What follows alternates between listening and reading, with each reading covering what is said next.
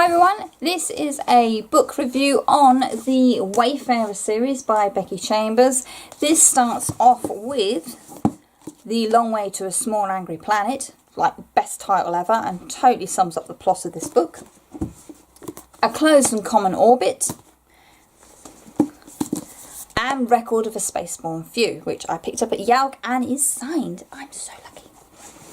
This series is a sci-fi series that focuses on character. So if the whole concept of sci-fi completely freaks you out and puts you off and you're like, no, sci-fi is not for me, I don't like sci-fi, I don't understand it, I find it too hard, then I'm here to tell you I found a series of books that you will love to read. Because the sci-fi is just the trappings in this book.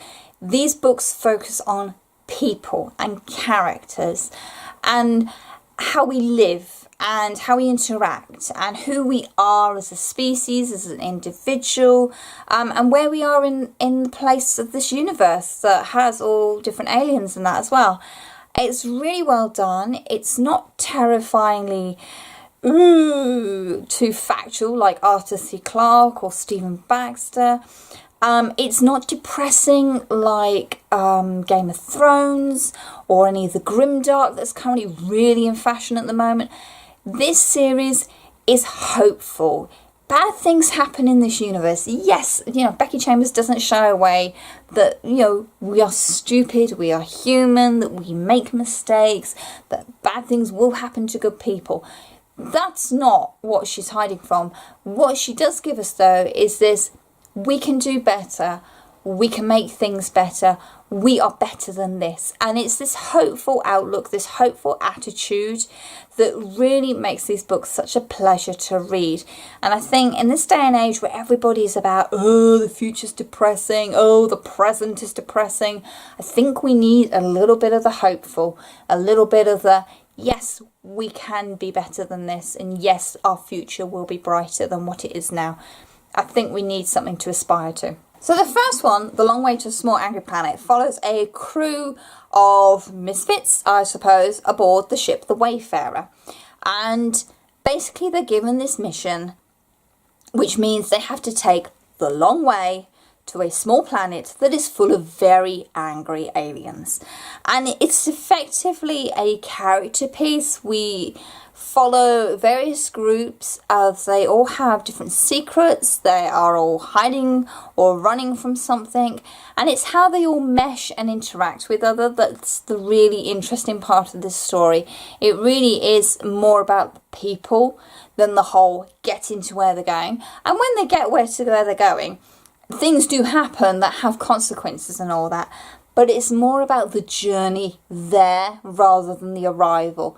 And I have to say, I really enjoyed this book. I liked getting to know this universe, how things work together, the state of things, the particular rules that were in place, what was wrong still with this universe, and I really enjoyed it. There is quite a diverse cast in here. We have different aliens that have different outlooks on different parts of life, whether it's your relationships or your sex or how you bring up your children. And it's all discussed really respectfully and really cleverly. You really understand it. You get to grips with what's going on with the different alien races and their ways of life. And it just made a lot of sense to me, and it was really enjoyable. So yes, I highly enjoyed this one. So then I had to pick up A Closed and Common Orbit, which follows on from an event at the end of Long Way to an Angry Planet. But you could get away with reading this one first. So the beauty of these books is I don't think you have to read them in the set order. It might work slightly better for introducing yourself to this universe. But each book is technically a standalone. It follows a different set of characters in a different area. There's a different storyline going on. So you don't have to sit and panic and go, oh, well, I've got 3 books I have to read. Yeah, you've got 3 books to read, but you don't have to read all of them. You could quite happily settle for just one. Closed and Common Orbit, like I say, follows on from an event at the end of Long Way to a Small Angry Planet. And it follows a group of characters we haven't really met before.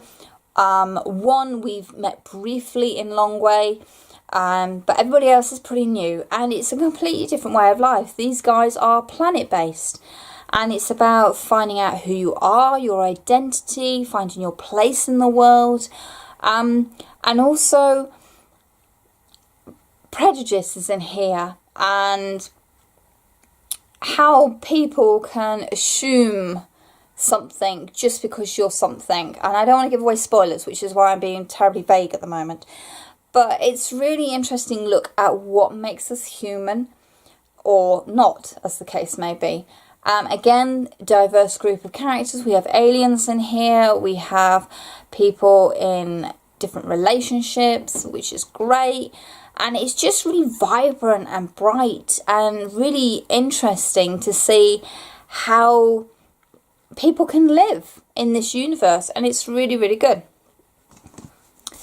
The final book so far, I have asked for more short stories, I have to see, is Record of a Spaceborne Few. Again, this one is set towards the end of Long Way to a Small Angry Planet. So there's references to a big event that happens in the end of that book. But that's it.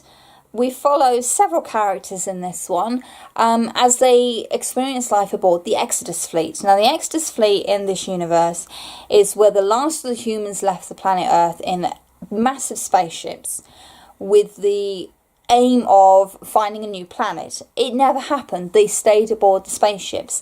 And effectively, it's a link to their past. It's a link to their ancestors. It's a link to the planet Earth. So at some point in a past, the aliens came along and helped them after a big cataclysmic event, which is in the very start of this book, and gave them a sun to revolve around. So now we have this fleet of ships, think Battlestar Galactica kind of fleet of ships, that orbit an artificial sun. And they've decided that that's going to be their home. That's where they're going to live. They're not going to go planet side, as it's called. They're going to stay there.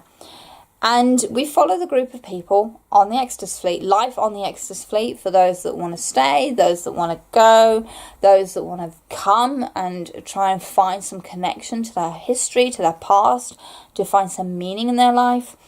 And it's really cleverly told. I mean, the whole structure of this fleet is quite an inventive one, but it's also quite a realistic one. This is something that I could see us doing in the future. This would be the way we would do generational space travel. It makes sense. And that's something Becky Chambers does really well. She takes a scientific knowledge that she has, uses it to give us something that is very feasibly possible in the future. It's almost science fact, which is quite nice.